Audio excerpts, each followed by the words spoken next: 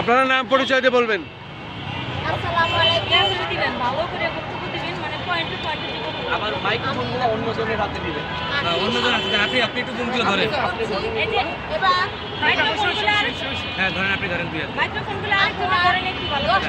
11টি সংগঠনে আমরা নারী নেত্রীরা আজকে এই নারীদের কূটনীতিক কথা বলার কারণে আমরা এক জায়গায় হয়েছি, যাতে করে এই নারীদেরকে এই কূটনীতিক কথা যারা বলেছে তাদেরকে নিন্দা জানাতে এখানে উপস্থিত হয়েছি।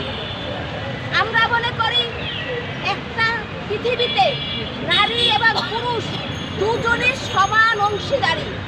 যেমনি নারী পুরুষের এখানে অংশীদারত্ব আছে, তেমনি নারীদেরও সমানভাবে এখানে তাদের সাথে কাজ মিলিয়ে তাদের সাথে প্রতিটা পদক্ষেপে পথ চলে আসতেছে।